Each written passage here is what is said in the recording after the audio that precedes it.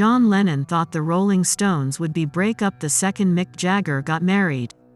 The Rolling Stones were another hugely popular English band of the 1960s, and John Lennon of the Beatles spent a lot of time around them.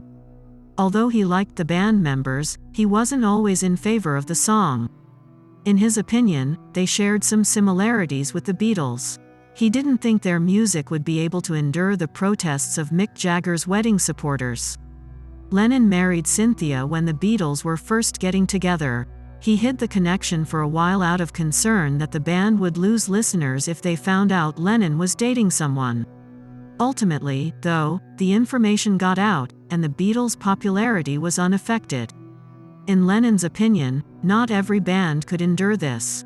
Flashier bands like the Rolling Stones might spit it if their lead singer got married.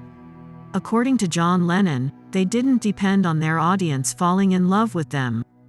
The Beatles' ties, though, didn't exactly excite them. Cynthia, Maureen Starkey, and Pattie Boyd, who were married to members of the band, was at its height of popularity. In a Harper's Bazaar interview with Taylor Swift, Boyd said, "Living in London with George Harrison, there were so many fans every day, it became impossible to leave the flat." In an effort to avoid the audience, Boyd left the Beatles concert early, but they were able to see her. After Jagger got married, the Stones didn't break up as John Lennon had predicted. He married Bianca Jagger in 1971, and the band is still traveling well today, 50 years later. Lennon's words may have been more motivated by his vague distaste for the rival band. Coleman claimed that even though it seemed as though the two men got along well, Lennon thought it was pitiful that Jagger was trying to outdo the Beatles with the Stones. Later, John attacked the Stones' Satanic Majesty's Request album as a Sgt. Pepper parody and loathed their song We Love You, which he claimed sounded like She Loves You reversed.